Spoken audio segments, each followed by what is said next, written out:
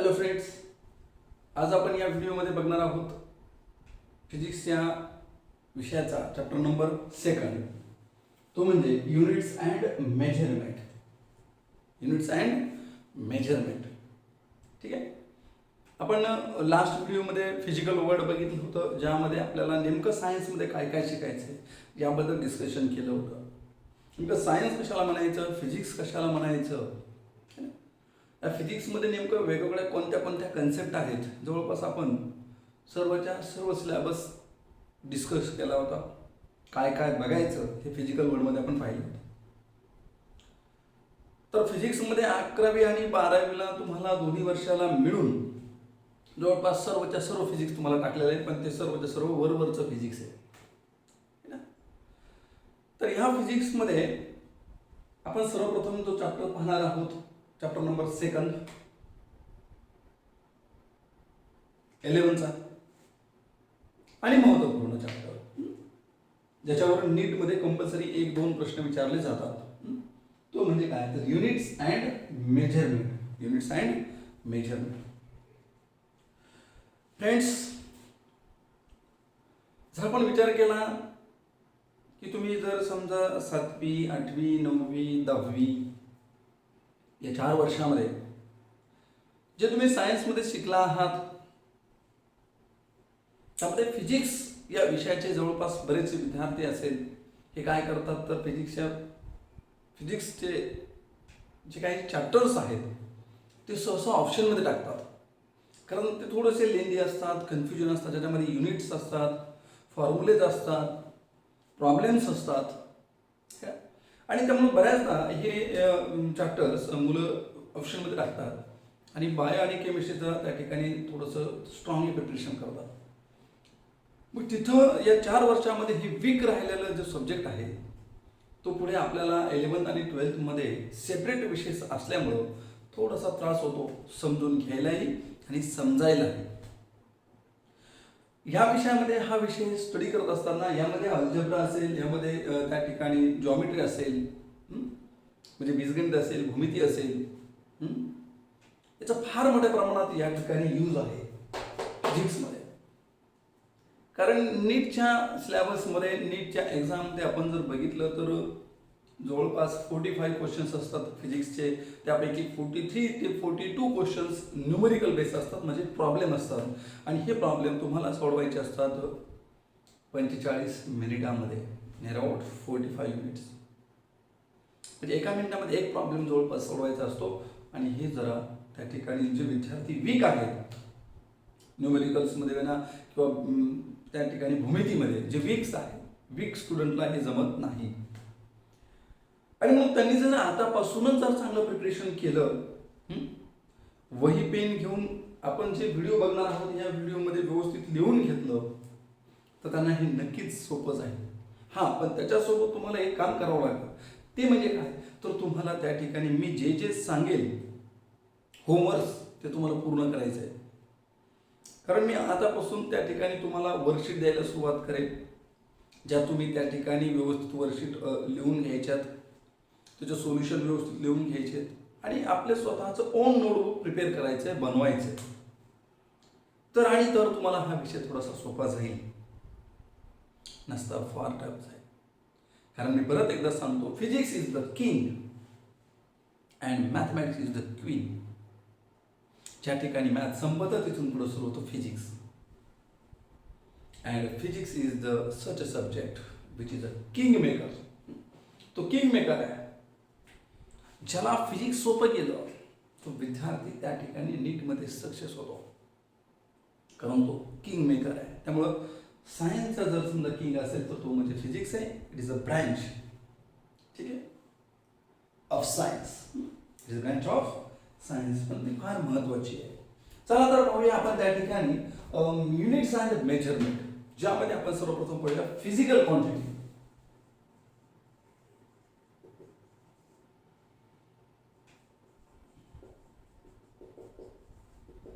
Friends, तुम्ही त्या ठिकाणी मराठी मीडियममध्ये असेल त्या विद्यार्थ्यांनी हे शब्दाचा अर्थ त्यांना अशा प्रकारे माहिती असेल की बाबा भौतिक राशी म्हणून त्यांनी ऐकलं असेल कधीतरी. मराठी मीडियमच्या स्टुडंटसाठी भौतिक राशी हा शब्द जरा त्या ठिकाणी फेमस आहे, तो तुम्ही ऐकत असाल, पण फिजिकल क्वांटिटी हा शब्द तुम्ही पहिली बार ऐकत असाल. फिजिकल क्वांटिटी, क्वांटिटी म्हणजे राशी, फिजिकल म्हणजे भौतिक, भौतिक राशी. ओके. कोणत्या कोणत्या फिजिकल क्वांटिटी आहेत, कोणत्या भौतिक राशी आहेत, आपल्याला याबद्दल डिस्कशन करायचं आहे. म्हणजे फिजिक्स मध्ये कोणत्या कोणत्या क्वांटिटीचा स्टडी केला जातो, है ना. तर ज्या क्वांटिटीचं मोजमाप होतं, ज्या क्वांटिटीचं काय होतं, मोजमाप होतं, ज्या काउंटेबल आहेत, मेजरेबल आहेत, अशा क्वांटिटीचं त्या ठिकाणी स्टडी कुठं केला जातो, तर अशा क्वांटिटीचा स्टडी केला जातो फिजिक्समध्ये. मग बऱ्याचदा प्रश्न पडतो, सर क्वांटिटी मीन्स व्हॉट हो, नेमकं क्वांटिटी म्हणजे काय, नेमकं सांगा बरं आम्हाला. आता राशी म्हणजे काय हे आम्हाला लक्षात येत नाहीये, ते तुम्ही सांगा. ठीक आहे, तर बघूया. समजा बघा, तर ही पेन्सिल आहे, ही पण एक पेन्सिल, पण या दोन पेन्सिल मध्ये काय फरक आहे. हा सर, दोन पेन्सिल मध्ये सर ही पेन्सिल थोडीशी लहान आहे, ही पेन्सिल थोडीशी मोठी आहे. लहान मोठी आहे म्हणजे काय, सर ह्याची जी लांबी आहे ना ही थोडीशी जी कमी आहे, याची लांबी थोडीशी जास्त आहे. दोन्ही पेन्सिलच आहे, पण दोघांमध्ये फरक जो आहे तो असा की एकाची लांबी कमी, एकाची लांबी जास्त. म्हणजे sir length of this pencil become small and this is a large. लांबी म्हणजे लेंथ, यांचा कोणता गुणधर्म आहे जो दोघांना कम्पेअर करतो, यांचा कोणता गुणधर्म आहे जो दोघांमध्ये वेगळा आहे, डिफरंट त्या ठिकाणी दर्शवतो, तो गुणधर्म आहे लांबीचा, लेंथचा. आणि या लेंथला त्या ठिकाणी आपण म्हणतो क्वांटिटी, जी आपण मोजू शकतो, जी आपण मोजू शकतो. या पेनाची जर लांबी विचारली तर या पेनाची लांबी या पेन्सिल पेक्षा थोडीशी मोठी आहे, पण या पेन्सिल पेक्षा थोडीशी लहान आहे. म्हणजे लेंथ अशी एक क्वांटिटी आहे जी आपण मोजू शकतो, कम्पेअर करू शकतो, आणि ही तिघांनाही आहे. अशा या क्वांटिटीला, लेंथला आपण म्हणतो फिजिकल क्वांटिटी. काय म्हणतो, फिजिकल क्वांटिटी. लक्षात घ्या. ठीक आहे, म्हणजेच राशी. आता जर समजा आपण बघितलं, हे बुक आहे, हे बुक आहे, यामध्ये जर विचार केला की हे जड आहे का, हे दोघांमध्ये कशामध्ये फरक आहे, काय यांच्यामध्ये अशी कोणती क्वांटिटी आहे की जी दोघांमध्ये डिफरंट आहे. यस, तर वजन, याचं वेट म्हणजेच मास, याचं मास जास्त आहे तर याचं मास कमी आहे. दोघांना एक क्वांटिटी आहे जी त्या ठिकाणी दोघांमधला डिफरन्स दर्शवते, है ना. मग आपण म्हणू शकतो सर याचं मास जास्त आहे, याचं मास कमी आहे. मग मास ही काय झाली, क्वांटिटी जी आपण मोजू शकतो, जी आपण मोजू शकतो. मीन्स क्वांटिटी मीन्स व्हॉट, तर अशी राशी, अशी क्वांटिटी, भौतिक म्हणजे फिजिकल क्वांटिटीज, म्हणजे अशी क्वांटिटी जिथं आपण मोजमाप करू शकतो, जिथं आपण काउंट करू शकतो, जिचा नंबर, जिथं आपण काउंटिंग करू शकतो, नंबरमध्ये आपण तिला बोलू शकतो 1 2 3 असं, जिथं आपण मोजमाप करू शकतो, अशा क्वांटिटीला आपण नाव दिलं फिजिकल क्वांटिटी. सर प्रश्न आहे, तर प्रश्न आहे आमच्या मनात कोणता, सर प्रश्न असा आहे की अशा कोणत्या क्वांटिटी ज्या आम्ही मोजू शकत नाही. हो आहे ना, अशा क्वांटिटी कोणत्या आहेत. तर समजा एखादं चित्र आपण ड्रॉ केलं, असं आपण चित्र ड्रॉ केलं त्या ठिकाणी एखादं, है ना, एखादं चित्र ड्रॉ केलं,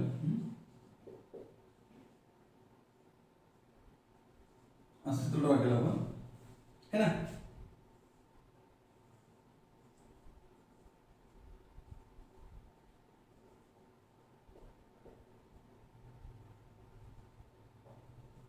असं चित्र ड्रॉ केलं आपण.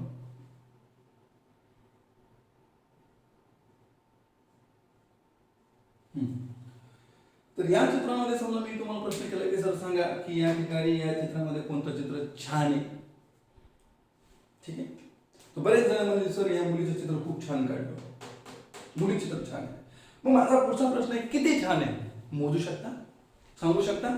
सर 2 छान आहे, हा 1 छान आहे, हा 3 छान आहे, किंवा हा 4 छान आहे, नाही सांगू शकत. हे छान किती आहे हे आपण मोजू शकतो का? नाही मोजू शकत. म्हणून ही क्वांटिटी, जी क्वांटिटी आपण मोजू शकत नाही, किंवा मोजण्यासाठी काही युनिट आहे का? नाही. मग जी क्वांटिटी आपण मोजू शकत नाही अशा क्वांटिटीला त्या ठिकाणी आपण म्हणतो, जी क्वांटिटी आपण मोजू शकत नाही अशा क्वांटिटीला आपण म्हणतो त्या ठिकाणी, सॉरी, अशा क्वांटिटीला आपण फिजिकल क्वांटिटी म्हणत नाही. मग काय म्हणत? आपण फिजिकल क्वांटिटी म्हणत नाही. समजा फ्रेंडशिप, आमचे खूप फ्रेंडशिप आहे, पण किती हा प्रश्न विचारला आता सांगू शकता का? सर 4, 5, 10, 15 असे काही सांगू शकतो का आपण? नाही. ही फ्रेंडशिप ही क्वांटिटी फिजिकल क्वांटिटी होऊ शकत नाही. प्रेम, आनंद, दुःख, ह्या ज्या काही क्वांटिटी आहेत ह्या आपण मोजू शकत नाही. प्रेशर, माइंड प्रेशर, प्रेशर मोजू शकतो. Mind pressure, tensions, mind tension, या अशा काही क्वांटिटी आहेत की ज्या आपण मोजू शकत नाही. अशा क्वांटिटीला आपण त्या ठिकाणी फिजिकल क्वांटिटी म्हणत नाही. मग ज्या क्वांटिटी आपण मोजू शकतो त्या क्वांटिटीला म्हणतात फिजिकल क्वांटिटी. काय म्हणतो मी परत लक्षात घ्या. ज्या क्वांटिटीला आपण मोजू शकतो त्याला म्हणतात फिजिकल क्वांटिटी. जसं की या बोर्डाची लांबी मोजू शकतो. यस, मोजू शकतो. मग ज्या क्वांटिटी आपण मोजू शकतो त्या क्वांटिटीला त्या ठिकाणी कशामध्ये घेतलं गेलं किंवा त्या क्वांटिटीला काय म्हणतात? Physical quantity. म्हणजे डेफिनेशन कशी येईल मग? तर बघा, the quantity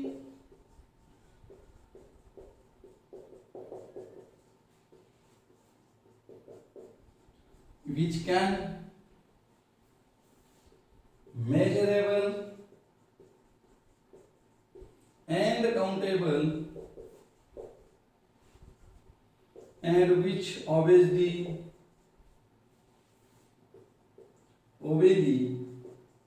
law of physics. तर अशा क्वांटिटीला आपण त्या ठिकाणी काय म्हणतो? It's called as physical quantity. It's called as physical quantity. अशा क्वांटिटीला आपण काय म्हणतो? Physical quantity. ठीक आहे. मग या फिजिकल क्वांटिटीचे दोन प्रकार आहेत. 2 types. There are 2 types. Physical quantity having 2 types. ठीक. एक आहे फंडामेंटल,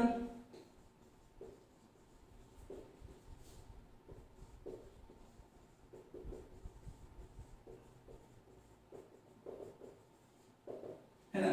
किती टाइप्स आहेत याचे? There are 2 types. एक आहे फंडामेंटल फिजिकल क्वांटिटी आणि दुसरी आहे डेराइव्हड फिजिकल क्वांटिटी. आता फंडामेंटल फिजिकल क्वांटिटी म्हणजे काय? जसं तुम्ही त्या ठिकाणी लहानपणी पहिली या 5वी मध्ये, पहिलीमध्ये या LKG UKG मध्ये फंडामेंटल अल्फाबेट शिकला असताना बघा. फंडामेंटल म्हणजे मूलभूत. काय म्हणतो आपण त्याला? मूलभूत. मूलभूत राशी म्हणजे फंडामेंटल. जसं तुम्ही त्या ठिकाणी ऐकलं असं बघा, फंडामेंटल अल्फाबेट है ना. जसं की तुम्ही पहा, फंडामेंटल अल्फाबेट कोण कोण आहेत? ABCDEFG. ओके, ठीक आहे. A to Z पर्यंत समजा एवढे. ह्याला फंडामेंटल म्हणजे मूलभूत असं का म्हटलं? याचं कारण आहे. काय कारण आहे? याचं कारण असं आहे की मी A ला B च्या साह्यानं एक्सप्लेन करू शकत नाही. मला A ला जर एक्सप्लेन करायचं असेल तर मला A चीच गरज पडेल. मला जर B ला एक्सप्लेन करायचं असेल तर मला मी B, A आणि C न एक्सप्लेन करू शकत नाही. मला B चीच गरज पडेल. मला C ला एक्सप्लेन करायचं असेल तर मी B आणि D चा यूज करू शकत नाही. मला C चीच गरज पडेल. तसं फंडामेंटल म्हणजे नेमका अर्थ काय होतो? तर म्हणजे अर्थ असा होतो की ज्या क्वांटिटी आपण दुसऱ्या कोणत्या क्वांटिटीच्या सहाय्याने एक्सप्लेन करू शकत नाही, ती क्वांटिटी एक्सप्लेन करण्यासाठी त्याच क्वांटिटीची गरज पडते. म्हणजे B ला लिहायचं असेल तर मला B ला मी दुसऱ्याच्या सहाय्याने लिहू शकत नाही. काय शक्य? B ला B सोडून दुसऱ्याच्या सहाय्याने लिहून पहा बरं, शक्य आहे का? नाही शक्य. मग असे वर्ड ज्याला दुसऱ्याच्या सहाय्याने लिहिताच येत नाही त्याला म्हणतात फंडामेंटल. काय म्हणतात? फंडामेंटल. मग तसं फिजिकल क्वांटिटी मध्ये पण तेच आहे. अशा क्वांटिटी की ज्या क्वांटिटी आपण दुसऱ्याच्या साह्यानं एक्सप्लेन करू शकत नाही. अशा क्वांटिटी की ज्या क्वांटिटी आपण दुसऱ्या क्वांटिटीच्या साह्यानं एक्सप्लेन करू शकत नाही, अशा क्वांटिटीला म्हणतात मूलभूत राशी. सर ठीक आहे, हे तर कळलं, पण नेमकं अशा कोणत्या क्वांटिटी आहेत? हो आहे ना. कोणत्या? समजा मला सांगा, ह्या पेनाची लेंथ किती लेंथ? तर ह्या पेनाची लेंथ तुम्ही त्या ठिकाणी मास मध्ये सांगू शकता का? जसं की ही लेंथ 1 मीटर आहे, तसं या पेनाची लेंथ किती आहे? 1 मीटर. तसं तुम्ही मास, ही या पेनाची लेंथ मास मध्ये सांगू शकता का? की या पेनाची लेंथ 2 किलो आहे, या पेनाची लेंथ 3 किलो आहे, सांगू शकतो का आपण? नाही. पेनाची लेंथ मोजण्यासाठी तुम्हाला गरज कशाची पडेल? लेंथचीच. ह्या बोर्डाची लेंथ सांगा म्हटलं तर तुम्ही असं करू शकता का की बोर्डाची लेंथ वजन म्हणजे 5 किलो सांगू शकतो? नाही सांगू शकत. मग बोर्डाची लेंथ सांगण्यासाठी आपल्याला कशाची गरज पडते? तर लेंथ असणाऱ्या क्वांटिटीची. म्हणजे हा पेन आहे, ह्याला लेंथ आहे, आणि बोर्ड ह्याला पण लेंथ आहे. ह्या बोर्डाची लेंथ मोजायची तर कशाच्या सहाय्याने मोजणार? तर ती मोजणार पेनाच्या सहाय्याने. म्हणजे आपण असं मोजू 1 2 3 4 5 6 7 है ना, अप टू 20. तर या पेनाची लांबी, सॉरी या बोर्डाची लांबी किती पेन आहे? 20 पेन आहे. म्हणजे या बोर्डाची लांबी मोजायची असेल तर लांबी असणारीच वस्तू लागेल, लक्षात घ्या. म्हणजे लेंथ ही आपण मासच्या सहाय्याने मोजू शकत नाही, किंवा मास हे आपण लेंथच्या सहाय्याने मोजू शकत नाही. पेनाचं वजन सांगा मला. तुम्ही म्हणता का 1 मीटर पेनाचं वजन आहे? नाही. तुम्ही म्हणता का 2 सेकंद पेनाचं वजन आहे? नाही. मग म्हणजे पेनाचं वजन सांगण्यासाठी किंवा पेनाचं वजन हे आपण लांबीच्या सहाय्याने मोजू शकत नाही, किंवा लांबी मासच्या सहाय्याने मोजू शकत नाही, किंवा टाइमच्या सहाय्याने मोजू शकत नाही. मग अशा काही क्वांटिटी आहेत की त्या दुसऱ्याच्या सहाय्याने आपण एक्सप्लेन करू शकत नाही. म्हणून याची डेफिनेशन आपण कशी लिहिणार? Those quantity, the quantity which cannot explain any other quantity. The quantity does not explain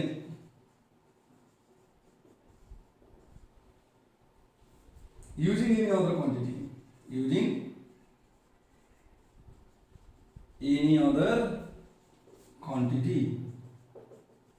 You know, the quantity which does not explain, the quantity does not explain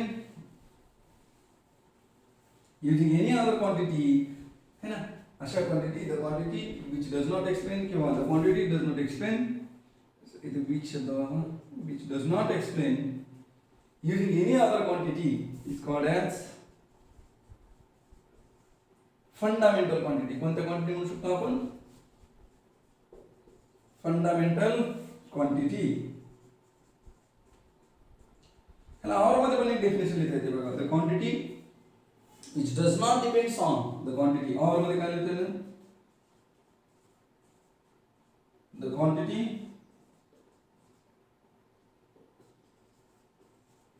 which does not depends on any other quantity. Any other quantity is called as fundamental quantity. लक्षात घ्या. अशा क्वांटिटीला आपण काय म्हणू शकतो? म्हणजे अशी quantity जी दुसऱ्यावर अवलंबून नाहीये, डिपेंड्स, डज नॉट डिपेंड्स, दुसऱ्यावर अवलंबून नाहीये. अशी क्वांटिटी जी दुसऱ्यावर अवलंबून नाहीये तिला म्हणतात फंडामेंटल क्वांटिटी. किंवा अशी क्वांटिटी की जी दुसऱ्याच्या सहाय्याने आपण एक्सप्लेन करू शकत नाही, दुसऱ्या क्वांटिटीच्या सहाय्याने एक्सप्लेन करू शकत नाही, अशा क्वांटिटीला आपण त्या ठिकाणी म्हणतो फंडामेंटल क्वांटिटी. काय म्हणतो? Fundamental quantity. ओके सर, ठीक आहे, पटलं तुम्ही सांगितलं ते. पण एक्झाम्पल आहे ना, एक्झाम्पल बघा कोणते कोणते आहेत. Example number first length, second आहे मास, टाइम. टाइम आहे आपण दुसऱ्याच्या कशा सायन्स सांगू शकत नाही. का सांगितलं तुम्ही? टाइम उत्तरेकडे 2 मीटर किंवा उत्तरेकडे 2 सेकंद, दक्षिणेकडे 5 सेकंद, असं काही सांगतो का आपण? नाही. दुपारचे 12 किलो वाजले असं म्हणतो का? नाही. 12 म्हणजे टाइम हा तुम्ही मास आणि लेंथ मध्ये मोजू शकत नाही. तसंच करंट, किंवा इलेक्ट्रिक करंट किंवा टेम्परेचर,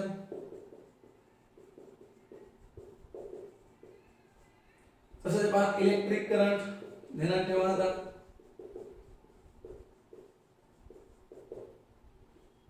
तसंच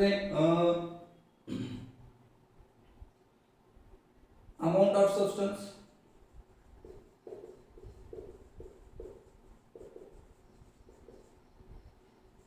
तसंच ल्युमिनस इंटेन्सिटी,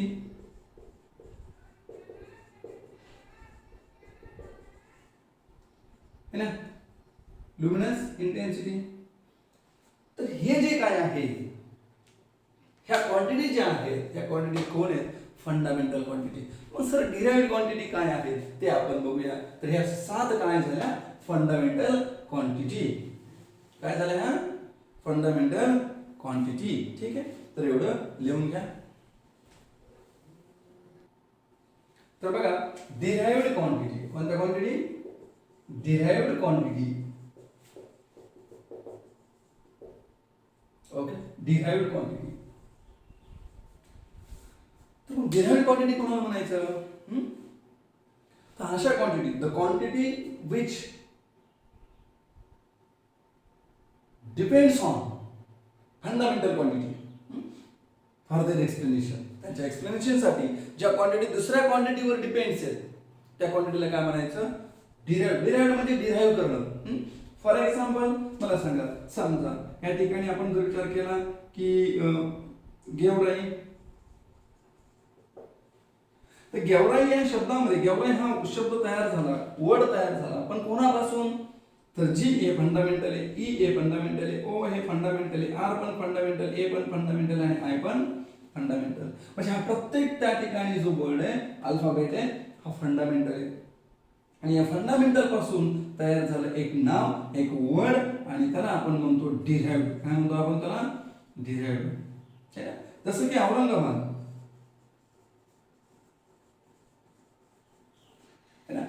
हे औरंगाबाद हे एक वर्ड झालं, पण ते डिराइव्ड झालं. हे कोणापासून तयार केलं? तर हा वर्ड तयार केला कोणापासून? तर हा तयार केला फंडामेंटल पासून. के fundamental, U R A N G, हे प्रत्येक वर्ड हा काय आहे? फंडामेंटल आहे. डिराइव्ड मध्ये तयार झालेला. आणि कोणापासून तयार झालेला? फंडामेंटल पासून. तर अशा वर्डला, अशा क्वांटिटीला आपण काय म्हणतो? Derived quantity. काय म्हणतो? Derived quantity. ओके सर, मग नेमकं एक्झाम्पल सांगा. आहे ना, कोणतं? एरिया. एरिया म्हणजे काय? एरिया म्हणजे length into breadth. Okay, length into breadth. Sir length into, मान्य, ठीक आहे. समजा या रूमचं आपल्याला काय काढायचं आहे? एरिया काढायचा आहे. तर लांबी गुणिले रुंदी. एखादा असंही म्हणू शकतो, ह्याला लांबी म्हणू शकतो, ह्याला रुंदी म्हणू शकतो. मग रुंदी हे काय आहे? रुंदी कशात मोजणार? मीटरमध्ये. आणि लांबी पण कशात मोजणार? मीटरमध्ये. म्हणजे रुंदी पण एक प्रकारची कोण आहे? लेंथच आहे. आणि लांबी पण कोण आहे? लेंथच आहे. म्हणजे याचा अर्थ असा आहे की एरिया मोजण्यासाठी कोणाची गरज पडते? तर एरिया मोजण्यासाठी समजा हा एरिया आहे, ह्याचा एरिया काढा म्हणलं, ए इंटू बी.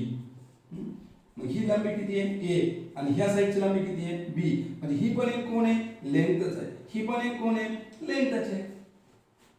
मग ही लेंथ गुणिले ही लेंथ, म्हणजे ह्याचा तुम्हाला काय भेटतो? एरिया भेटतो. म्हणजे लेंथ इंटू लेंथ म्हणजे कोण? एरिया. म्हणजे थोडक्यात काय की एरिया ही कोणापासून तयार झालेली क्वांटिटी आहे? लेंथ पासून. आणि लेंथ कोणती क्वांटिटी आहे? फंडामेंटल. येते लक्षात? जसं की तुम्ही जर बघितलं स्पीड, स्पीड म्हणजे काय? Distance upon time. स्पीड म्हणजे काय? Distance upon time. आता मला सांगा, डिस्टन्स कोणती क्वांटिटी? डिस्टन्स म्हणजे लांबी, डिस्टन्स म्हणजे अंतर. अंतर कशात मोजतो? लेंथ मध्ये. ओके, आणि time, time to T. So length upon time म्हणजेच कोण? स्पीड. मग मला सांगा, स्पीड कोणती क्वांटिटी आहे? Derived quantity. पण तयार कोणापासून झाली? लेंथ पासून आणि टाइम पासून. आणि ह्या दोन क्वांटिटी कोण आहेत? तर ह्या दोन क्वांटिटी फंडामेंटल क्वांटिटी आहेत.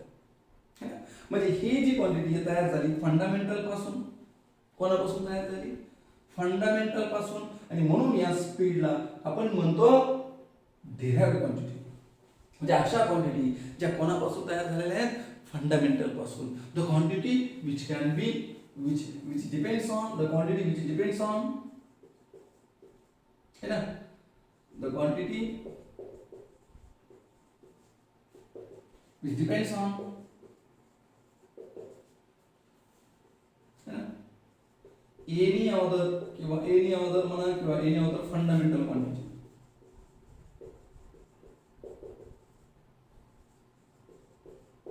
कशासाठी? for their explanation.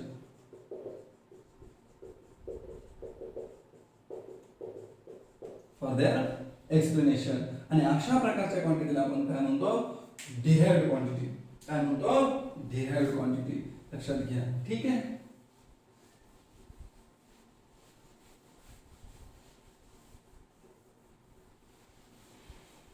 यालाच आपण म्हणतो is called as derived quantity. is called as derived quantity. Okay sir, आले थोडंस लक्षात. सर याचे एक्झाम्पल ठीक आहे. पहा याचे एक्झाम्पल काय आहे? Area, speed, acceleration, force, momentum. ठीक आहे. सो खूप सारे तरी किती? हे 7 सोडून उरलेले सगळे कोणत्या क्वांटिटी? डिराइव्हड म्हणजे 7 क्वांटिटी सोडून उरलेल्या सर्वच्या सर्व क्वांटिटी ह्या कोणत्या क्वांटिटी आहेत? तर ह्या आहेत डिराइव्हड क्वांटिटी.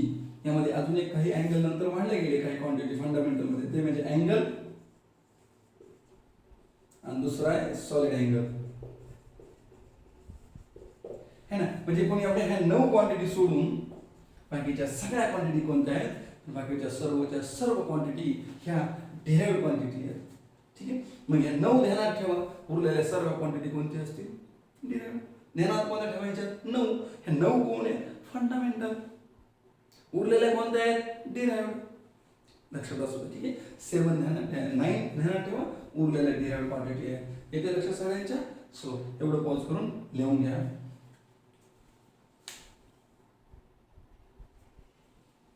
तर बघा आता युनिट कशाला म्हणायचं?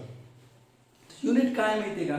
समजा हा बोर्ड मोजायचा आहे. मग आपण काय केलं? ह्या बोर्ड मोजण्यासाठी आपल्याकडे काय साहित्य नाहीये. मग आपण आयडिया केली, हा पेनला त्या ठिकाणी युनिट मानलं. काय मानलं? युनिट.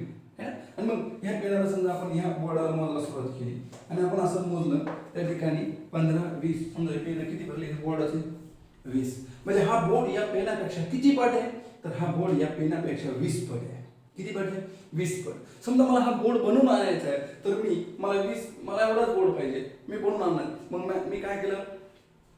ह्याची उंची मोजली तर ही भरली 10 पेनं आणि रुंदी मोजली तर भरली 20 पेनं. मग मी त्या ठिकाणी ज्यांच्याकडून मला बोर्ड आणायचा आहे त्यांना मी कोणतं मोजमाप सांगेल? पेनाचं. मी म्हणेन मला असा बोर्ड द्या की ज्याची लांबी 20 पेनं आहे आणि त्याची उंची 10 पेनं आहे. म्हणजे मी बोर्डाचं मोजमाप केलं, पण कशाच्या सहाय्यानं? पेनाच्या सहाय्यानं. मग पेन हा माझ्यासाठी काय झाला? एक स्टँडर्ड झाला, है ना. एक स्टँडर्ड झाला मोजण्यासाठी. मग तसं प्रत्येक देशामध्ये एक स्टँडर्ड बनवण्यात आले. प्रत्येक देशात, जगामध्ये प्रत्येक देशामध्ये आपापले एक स्टँडर्ड बनवण्यात आले. की चला तुम्ही ह्याला 1 मीटर माना, तुम्ही ह्याला 1 सेंटीमीटर माना, तुम्ही ह्याला 1 किलो माना, तुम्ही ह्याला 2 ग्रॅम माना, असं स्टँडर्ड मानण्यात आलं. मग समजा ह्या पेनाला किती मीटर मानलं? 1 मीटर मानलं. समजा ह्या पेनाला किती मीटर मानलं? 1 मीटर. तर मग हा बोर्ड 20 पेनं भरला. मग 1 पेन म्हणजे 1 मीटर. मग 20 पेन म्हणजे हा बोर्ड किती मीटर येईल? 20 मीटर. म्हणजे असे स्टँडर्ड बनवण्यात आले. आणि मग त्या ठिकाणी सांगण्यात आलं की चला हा एक पेन आहे किंवा एवढ्या लांबीला 1 मीटर म्हणायचं. मग ह्याचं एक काय तयार करण्यात आलं? एक सॅम्पल तयार करण्यात आलं. आणि ते सॅम्पल कसं? तर स्टँडर्ड म्हणजे जगामध्ये सगळीकडे हे सॅम्पल कसं करण्यात आलं? सेम करण्यात आलं. आणि यालाच 1 मीटर म्हणायचं असं ठरवण्यात आलं. एक लोखंडी गोळा तयार केला आणि त्या गोळ्याला नाव दिलं 1 किलो. काय नाव दिलं? 1 किलो. मग हे गोळे तयार करण्यात आले, सगळीकडे देण्यात आले. मग एका तराजूमध्ये हा गोळा ठेवला. समजा आपल्याला 1 किलो साखर आणायची, तर एका तराजूमध्ये तो लोखंडी गोळा ठेवतात आणि दुसऱ्या तराजूमध्ये साखर टाकतात, है ना. तर मग ह्या गोळ्याचं वजन आणि या साखरेचं वजन जर तो असा काटा असा मधात आला तर समजायचं ही साखर कोणा एवढी आहे, ह्या 1 किलो लोखंडी गोळ्या एवढी आहे ना. मग हा लोखंडी गोळा 1 किलो, तर या साखरला पण किती किलो म्हटलं गेलं, 1 किलो. म्हणजे ह्या लोखंडी गोळ्याच्या सहाय्यानं आपण काय केलं, तुलना केली, कंपॅरिझन केलं. जसं की हा बोर्ड किती पट जास्त या पेनापेक्षा 20 पट. म्हणजे या स्टँडर्डच्या सहाय्यानं आपण करतोय काय, आपण करतोय कंपॅरिझन. काय करतोय, कंपॅरिझन. जसं ह्या एका तराजूमध्ये हे लोखंडी गोळे असे 5 टाकले है ना, आणि इकडून साखर टाकली, तर काटा जर मधात आला असा अगदी, तर आपण म्हणून एकाडी साखर हे किती किलो आहे, ह्या लोखंडी गोळ्याच्या 5 पट आहे है ना, म्हणजे 5 किलो आहे असं आपण म्हणतो. म्हणजे एक स्टँडर्ड तयार करण्यात आलं आणि त्या स्टँडर्डलाच आपण म्हणतो युनिट. काय म्हणतो, युनिट. ठीक आहे. म्हणजे युनिट म्हणजे काय, मग the standard prototype.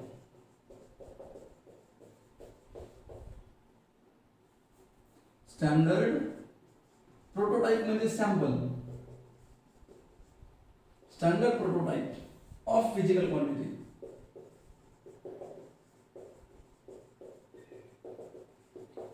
Used to compare same physical quantity.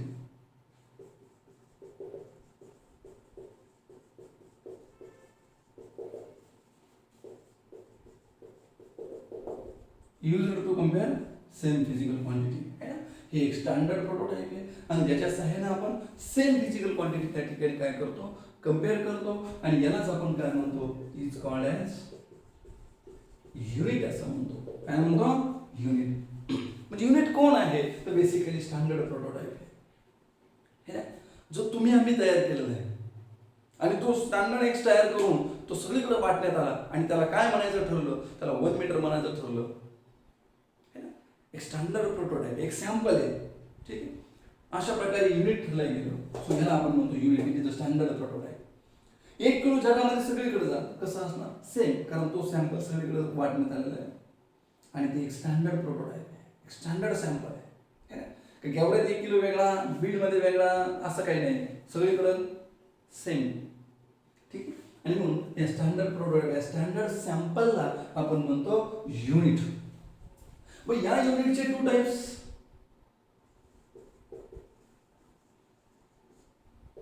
है ना. एक आहे fundamental.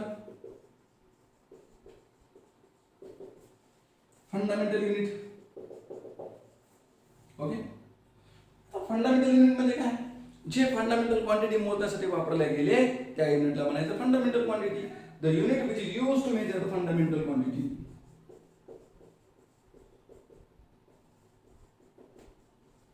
The unit which is used to measure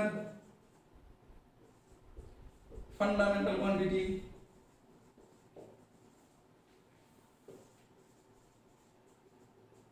the unit which is used to measure fundamental quantity is called as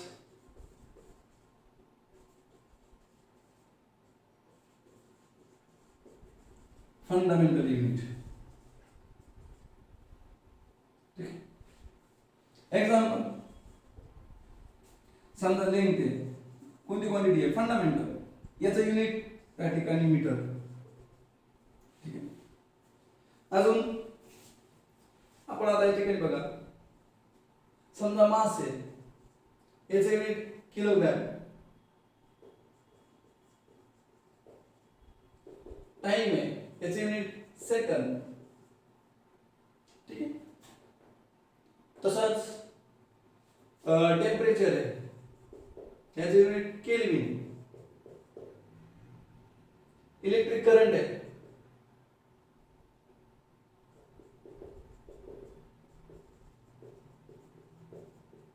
याचे युनिट एम्पियर.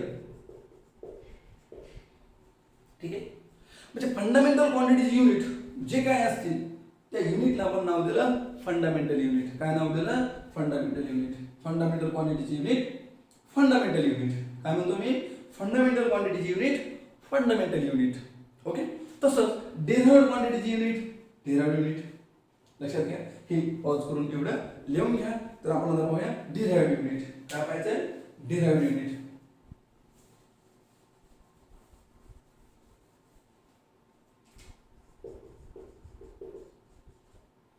मग मला सांगा derived क्वांटिटीची unit म्हणजे काय? Derived unit. The unit which is used to measure fundamental ऐवजी काय लिहू फक्त derived.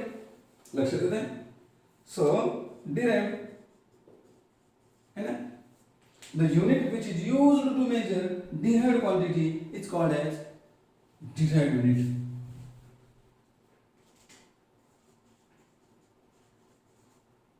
It's called as derived unit. ठीक आहे. स्मॉल कॅपिटल थोडं इंग्लिश काय आपल्याकडे विशेष तेवढं नाही आहे पण ठीक आहे तरी बी एखाद्या वेळेस एखादा पण विसरून मला स्मॉल कॅपिटल असं कसं काय आवडलं सुद्धा. तर बघा जे युनिट डिराइव्हड क्वांटिटी मोजण्यासाठी वापरले जातात त्याला म्हणायचं डिराइव्हड युनिट. समजा डिराइव्हड क्वांटिटी कोण आहे तर एरिया. ओके. आता एरियाचा फॉर्म्युला जर पाहिला तर लेंथ इंटू लेंथ किंवा लेंथ इंटू ब्रेथ. लेंथ मोजला गेली मीटर मध्ये आणि ब्रेथ पण मोजला गेला मीटर मध्ये. मग मीटर गुणिले मीटर मीटर स्क्वेअर. म्हणजे एरियाचे युनिट काय आलं मीटर स्क्वेअर. हे युनिट फंडामेंटल आहे का डिराइव्हड? डिराइव्हड का? कारण हे डिराइव्हड क्वांटिटीच आहे म्हणून डिराइव्हड युनिट. तसंच volume length into breadth into height. Length कशात मोजणार मीटर. ब्रेथ पण मीटर. रुंदी पण मीटर मध्येच मोजतो. हाईट पण मीटर मध्येच. मीटर गुणिले मीटर गुणिले मीटर म्हणजे मीटरचा क्यूब 3 वेळा आहेत ना म्हणून मीटर क्यूब. म्हणजे डिराइव्हड क्वांटिटीची युनिट म्हणजे काय डिराइव्हड युनिट. तसं स्पीडचे युनिट बघा.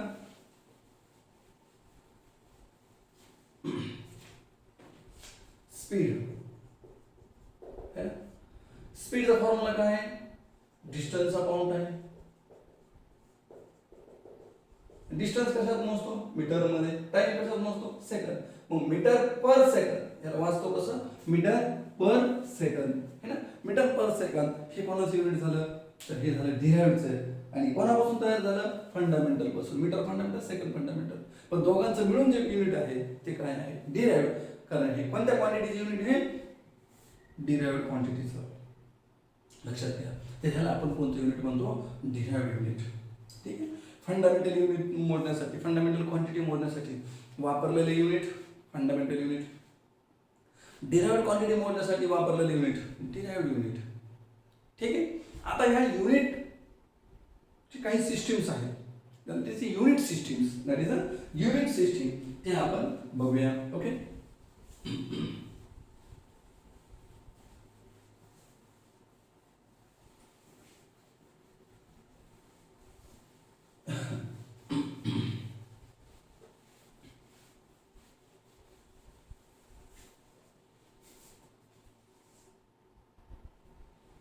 तर बघा सिस्टीम ऑफ युनिट. ओके.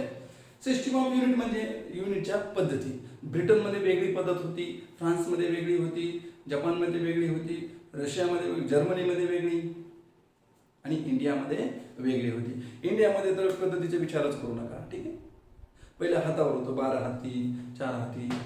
पहिले कपडा आणायचं म्हणत हातावर आणत होते. काही मोजायचं म्हणलं होतं अंदाजे फुटावर मोजत होते. किंवा तुम्ही पहिले राळ वगैरे शब्द ऐकले असेल बघा मन मनभर है ना.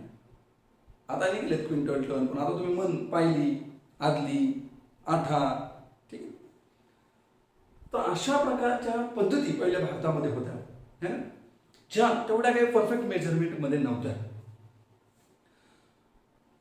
तसंच वेगवेगळ्या देशामध्ये वेगवेगळ्या पद्धती होत्या. त्यामध्ये ब्रिटनची जर पद्धती पाहिली तर FPS ही पद्धत होती. समजा पहिली बघा एक पद्धती होती सुरुवातीच्या काळामध्ये सीजीएस पद्धतीमध्ये CGS system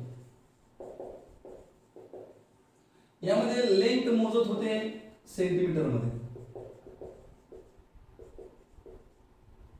that is a centimetre. Okay. Centimetre मध्ये मोजत होते. त्यानंतर मास मोजत होते सुरुवातीच्या काळामध्ये mass measure in gram. Mass measure in gram कशामध्ये मोजत होते ग्रॅम मध्ये. GM आपण असं लिहित होतो सिम्बॉलिकल. ओके. त्यामध्ये सेकंद सॉरी टाइम मोजत होते सेकंड मध्ये. टाइम कशात मोजत होते सेकंड मध्ये. येस नंतर सुरू. ओके. सुरुवातीच्या काळामध्ये. म्हणजे लेंथ ज्या सीजीएस सिस्टीम मध्ये लेंथ मोजत होते सेंटीमीटर मध्ये, मास मोजत होते ग्रॅम मध्ये आणि टाइम मोजत होते सेकंद मध्ये. तसाच त्यानंतर जी सिस्टीम होती ती होती की एफपीएस सिस्टीम मध्ये लेंथ मोजत होते फूट मध्ये, फीट किंवा फूट म्हणतो आपण. मास मोजत होते पाऊंड मध्ये आणि टाइम मोजत होते सेकंद मध्ये. सेकंद. त्यानंतर अजून एक सिस्टीम त्या ठिकाणी असत होती ती म्हणजे एमकेएस. कोणती सिस्टीम होती? MKS system. यामध्ये लेंथ मोजत होते मीटर मध्ये, मास मोजत होते किलोग्रॅम मध्ये, टाइम मोजत होते सेकंद मध्ये. ह्या पद्धती होत्या मोजमापाच्या. पण या तिन्ही पद्धतीमध्ये फक्त तीनच क्वांटिटी मोजल्या जायच्या. काय काय? लेंथ, मास आणि टाइम. मग मला सांगा जगामध्ये फक्त तीनच क्वांटिटी होत्या का? नाही, बऱ्याचशा होत्या. म्हणून जगातल्या सर्व सायंटिस्ट एकत्र आले आणि त्यांनी एक नवीन सिस्टीम तयार केली मोजमापाची, जी जगामध्ये सगळीकडे सेम मोजमापाची पद्धती असावी. ह्या सगळ्या वेगवेगळ्या पद्धती म्हणल्यानंतर कन्फ्युज निर्माण करणाऱ्या होत्या. म्हणजे एका देशानं लेंथ मध्ये, एका देशानं सीजीएस सिस्टीम मध्ये द्यायचं आणि दुसऱ्या देशानं मोजून ते एफपीएस मध्ये घ्यायचं. मग देणाऱ्या आणि घेणाऱ्यामध्ये तफावत निर्माण होत होती. ठीक आहे. देणाऱ्या आणि घेणाऱ्यामध्ये काय निर्माण होत होती? तफावत निर्माण होत होती. आणि म्हणून देणाऱ्यानं ज्या मोजमापामध्ये ज्या सिस्टीम मध्ये दिले तेच घेणाऱ्यानं पण त्या सिस्टीम मध्ये घ्यावं आणि म्हणून पद्धती निर्माण केली एसआय सिस्टीम, जी सर्व देशातले सायंटिस्ट एकत्र येऊन फ्रान्स मध्ये एकत्र आले आणि एक पद्धती निर्माण केली, दॅट इज एसआय सिस्टीम. ही एसआय सिस्टीम मध्ये काय आहे की याच्या एसआय सिस्टीम मध्ये ह्या तीनच नाही तर सर्व पद्धती त्या ठिकाणी सर्व सिस्टीम्स युनिट क्वांटिटी मोजण्यात आल्या. या पद्धतीमध्ये बघा या तीनच मोजण्यात येत होत्या आणि या तिन्ही पद्धतीमध्ये टायमाचं युनिट कसं आहे? Same, second. एसआय मध्ये पण टायमाचं युनिट सेकंद ठेवण्यात आलं. म्हणजे सगळीकडे टायमाचं युनिट कसं ठेवण्यात आलं? सेम ठेवण्यात आलं, सेकंद. ठीक आहे. मग एसआय सिस्टीम काढली त्याच्यामध्ये ह्याच्या व्यतिरिक्तही युनिट मोजण्यात येऊ लागल्या, क्वांटिटी मोजण्यात येऊ लागल्या, दॅट इज एसआय सिस्टीम. तर ती आपण बघूया.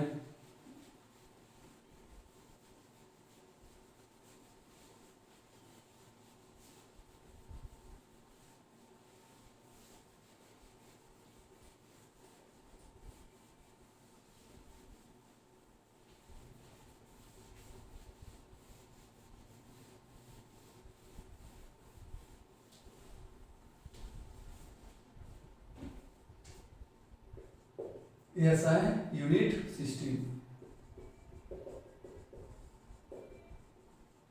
है ना. एसआय युनिट सिस्टीम सर्व सायंटिस्ट एकत्र आले आणि त्यांनी ही एक सिस्टीम बनवायचं ठरवलं. त्यांनी काय केलं की लेंथ कशात मोजली बघा, तर लेंथ मोजली मीटर मध्ये. सिम्बॉल पण ठरवण्यात आले यांचे, सिम्बॉल. ठीक आहे. तर मीटर स्मॉल एम लिहायचं. मास किलोग्रॅम मध्ये मोजण्यात आलं, केजी. टाइम सेकंद मध्ये, यस. नंतर टेम्परेचर केल्विन. ठीक आहे. त्यानंतर करंट इलेक्ट्रिसिटी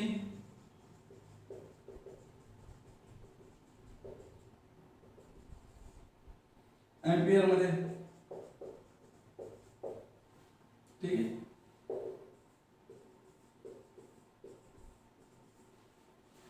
बघा त्यानंतर अमाऊंट ऑफ सबस्टन्स,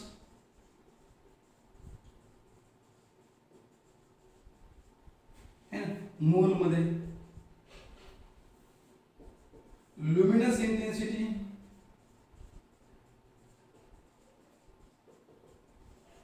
कॅन्डेला मध्ये.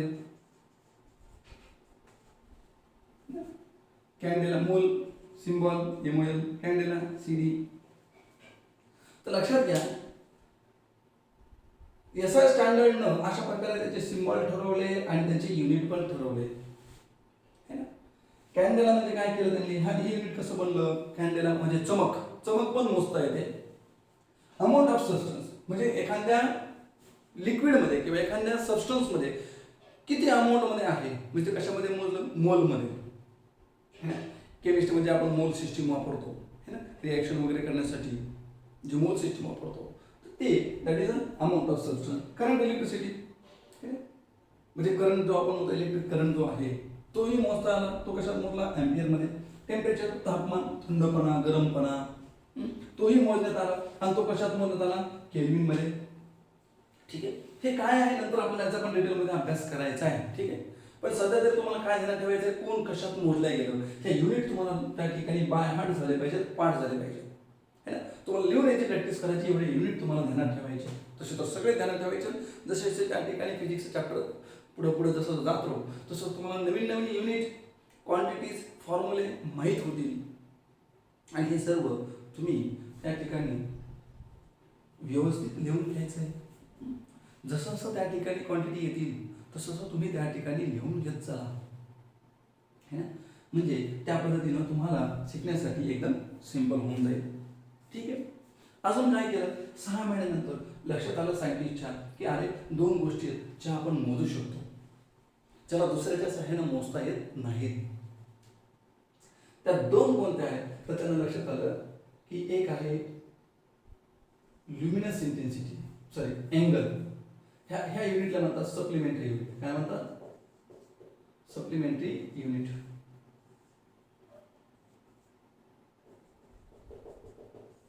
जे 6 महिन्यानंतर डिस्कवर केले की अँगल असा आहे की ज्याला दुसऱ्याच्या सहाय्याने मोजता येत नाही.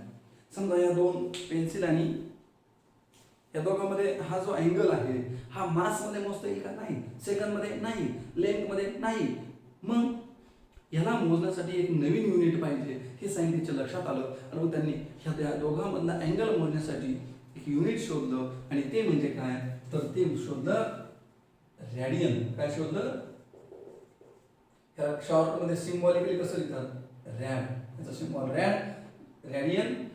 त्यानंतर लक्षात आलं अजून एक, जसं की आईस्क्रीमचा कोन, त्याच्यामध्ये काय टाकलं जातं, आईस्क्रीम है ना, म्हणजे सॉलिड ओतल्या जातं. ह्याला मोजताना ह्याला कशाने मोजता येईल, या कोनला है ना. जसं आईस्क्रीमचा कोन असतो, जसं बर्थडे कोन असतो, ह्याला मोजता कशात येईल, तर सायंटिस्ट लक्षात आलं की ह्याला मोजण्यासाठी नवीनच युनिट पाहिजे. हे आपण दुसऱ्या कशाच्याही सहाय्याने मोजू शकत नाही, ना मासच्या, ना टायमाच्या, ना लेंथच्या, ना टेम्परेचरच्या. मग याला कशात मोजायचं, तर मग सायंटिस्ट लक्षात आलं की अरे ह्याला मोजण्यासाठी एक नवीन युनिट पाहिजे. मग त्यांनी त्या ठिकाणी, आणि हा अँगल कसा आहे तर याच्यात सॉलिड भरल्या जाऊ शकतं म्हणून त्याला नाव दिलं सॉलिड अँगल. आणि हा मोजायचा कशामध्ये, तर ह्या सॉलिड अँगलला मोजायचं स्टेरॅडियनमध्ये. कशामध्ये मोजायचं, स्टेरॅडियनमध्ये. आणि ह्याला लिहितात कसं, सिम्बॉलिकली STR. कसं लिहितात, STR. ठीक. तर अशा प्रकारे ह्या फंडामेंटल क्वांटिटीची डिस्कवरी, या फंडामेंटल क्वांटिटीची युनिट हे सायंटिस्टनं त्या ठिकाणी शोधून काढले, त्यांची युनिट ठरवले. हे आपण ठरवले म्हणजे सायंटिस्टने ठरवलेले आहेत, सर्व जगाचे सायंटिस्ट एकत्र आले आणि त्यांनी हे ठरवले. मग याच्यामध्ये SI सिस्टीम्स लिहिण्याच्या काही पद्धती आहेत है ना, काही पद्धती आहेत, काही रूल आहेत. त्यामध्ये काय रूल आहे, ज्यामध्ये की युनिटला आपण सिंग्युलर फॉर्म मध्ये लिहितो, प्लुरल मध्ये लिहिता येत नाही. Unit must written in the form of, in plural form.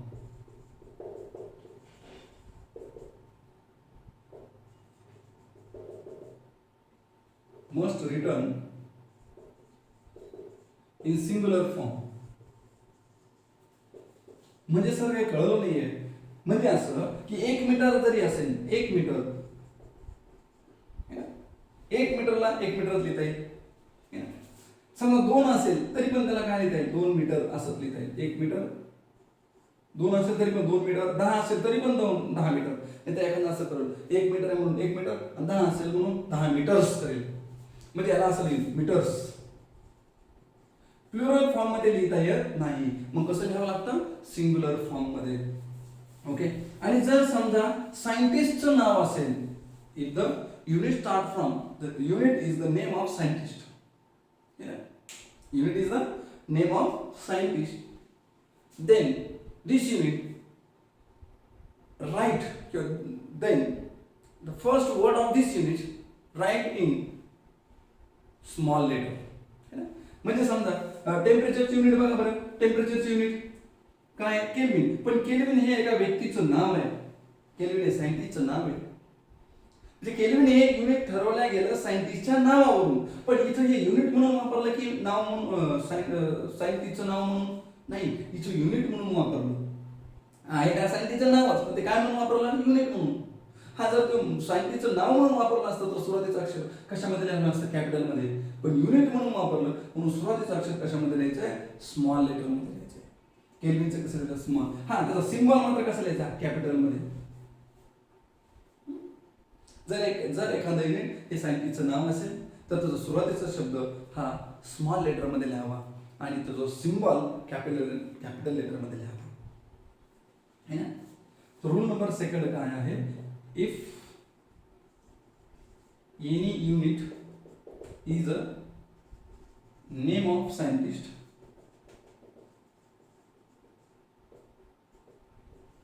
then its starting word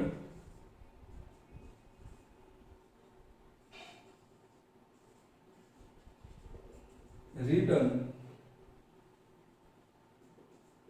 in small letter and its symbol in capital letter. आणि त्याचा सिम्बॉल कशामध्ये लिहावा, कॅपिटल लेटरमध्ये.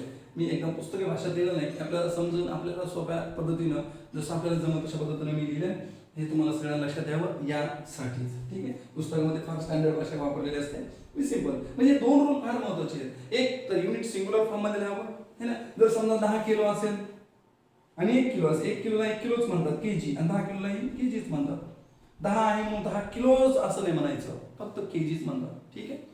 1 सेकंद असेल तरी पण 1 सेकंद, आणि 10 असेल तरी 10 सेकंद, 10 सेकंड्स होणार नाही, काय होईल, फक्त 10 सेकंद. एवढं मात्र त्या ठिकाणी तुम्हाला ध्यानात ठेवायचंय. जसं अँपियर हे एक सायंटिस्टचं नाव आहे, पण इथं काय म्हणून वापरलंय, युनिट म्हणून. याचं पहिलं अक्षर कशामध्ये घेतलं, स्मॉल मध्ये, आणि याचा सिम्बॉल मात्र कशामध्ये घेतला, कॅपिटल मध्ये. एवढा मात्र फरक त्या ठिकाणी तुम्हाला लक्षात असणं आवश्यक आहे. तर हे काही एसआय युनिट सिस्टीमचे रूल्स आहेत, लक्षात राहील सगळ्यांच्या.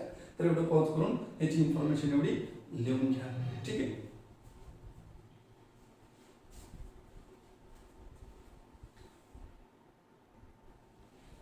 Merits of SI system.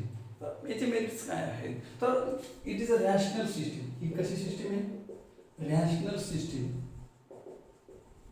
तर रॅशनल सिस्टीमचा अर्थ काय होतो सर, तर रॅशनल सिस्टीम म्हणजे नेमकं काय, तर याचा अर्थ होतो की डिफरंट फॉर्म मध्ये, the quantity between different form having same unit. एखादी क्वांटिटी आहे ती वेगवेगळ्या फॉर्म मध्ये जरी असली तरी तिचे युनिट मात्र कसं आहे, सेम. जसं की हीट, हीटचं सुरुवातीच्या काळामध्ये जे युनिट होतं ते होतं कॅलरी. काय होतं, कॅलरी. तसं की मेकॅनिकल एनर्जी,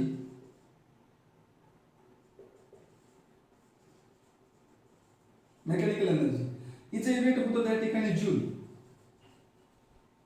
बघा जूल, जूल हे सायंटिस्टचं नाव आहे म्हणून सुरुवातीचं अक्षर मी कसं लिहिलं, कॅपिटल, न लिहिता कसं लिहिलं, स्मॉल, जूल. तसंच बघा हीट, तसं इलेक्ट्रिकल एनर्जी,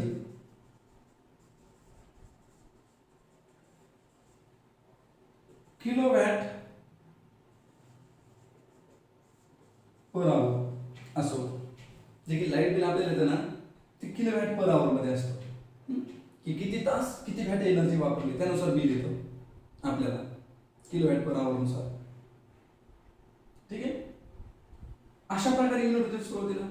पण याचा सिस्टीम ह्या सगळ्यांना एकच युनिट तयार केलं आणि ते म्हणजे काय केलं, joule.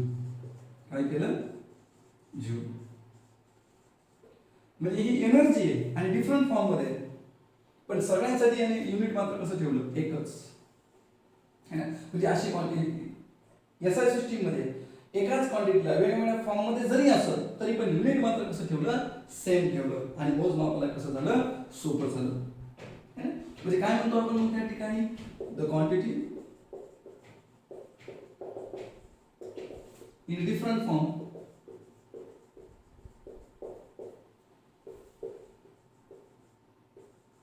having same unit, having same unit. फार महत्वाचं त्या ठिकाणी ही कन्सेप्ट आहे. हे एसआय सिस्टीम मध्ये शक्य झालं आणि म्हणून ह्याला म्हणतात रॅशनल सिस्टीम. काय म्हणतात, रॅशनल सिस्टीम. तसंच SI system is a coherent system. Sir coherent म्हणजे काय, तर एकाच पासून निर्मिती झालेली आहे. म्हणजे कोणत्याही क्वांटिटीची निर्मिती ही कुठून झालेली आहे, the every quantity is made up by fundamental quantity.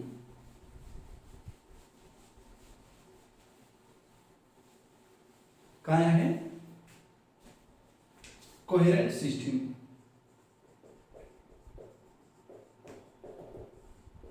तो कोहेरेंट सिस्टीमचा अर्थ होतो, so every unit is made up from or produced from fundamental unit.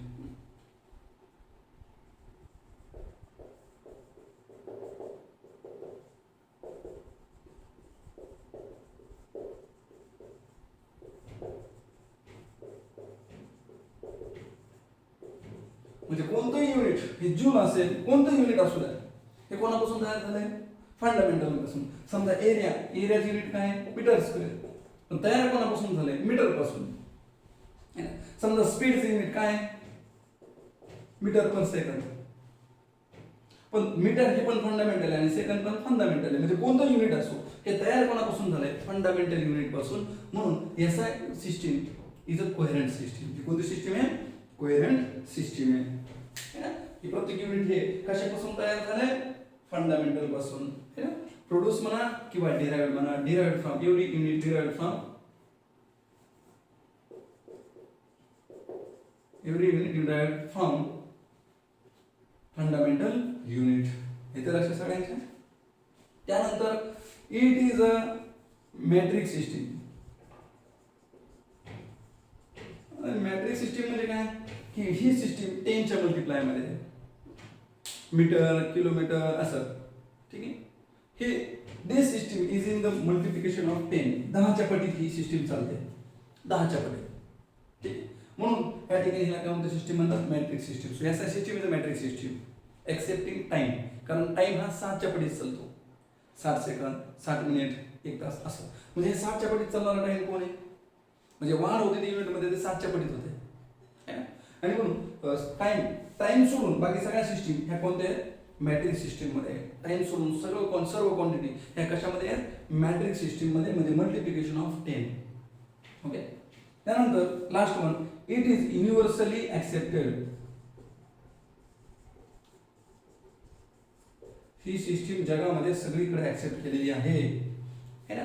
Compulsory नाहीये, पण ज्याला ज्याला शक्य, ज्याला ज्याला आपल्याला वाटलं की आता ही सिस्टीम आपण ऍक्सेप्ट करावी, तर ज्या ज्या देशाला वाटलं त्यांनी सर्वांनी ऍक्सेप्ट केलेली आहे ना. कंपल्सरी केली नाही, पण तरी सगळ्या जगाने ही सिस्टीम ऍक्सेप्ट केली, कारण ही एररलेस सिस्टीम आहे. ह्याच्यामध्ये सहसा एरर येत नाही. तर अशा प्रकारे त्या ठिकाणी काय आहे, the basic points of this chapters, units and measurement. सर्वांनी हे पॉइंट्स व्यवस्थितरित्या त्या ठिकाणी लिहून घ्या. जिथं समजलं नसेल तो पॉइंट्स परत एकदा बघा, व्यवस्थित नोट करून घ्या. ठीक आहे. ह्याची एमसीक्यू वर्कशीट मी तुम्हाला त्या ठिकाणी लिंक पाठवेलच. ठीक आहे. तर तेही तुम्ही एमसीक्यू वर्कशीट त्याचे सॉल्व्ह होण्याचा प्रयत्न करा. ठीक आहे. आणि व्यवस्थित हे लिहून घ्या. नेक्स्ट व्हिडिओमध्ये आपण बघूया डायमेन्शन्स ॲनालिसिस. डायमेन्शनल ॲनालिसिस म्हणजे डायमेन्शन्स कशाला म्हणतात, काय म्हणतात, आणि डायमेन्शनवर नीटला प्रश्न येतो. डायमेन्शन नीटला प्रश्न येतो. आणि डायमेन्शन्स बघण्यासाठी आपल्याला कोणत्या लेक्चरची गरज आहे, पहिली कशाची गरज आहे, तर मेजरमेंटची, युनिटची, है ना, ह्याची गरज आहे. ते आपण या व्हिडिओमध्ये बघितलेलं आहे. सर्वांनी या ठिकाणी हे व्यवस्थित लिहून घ्यावा. ठीक आहे. या ठिकाणी थांबूया. थँक्यू.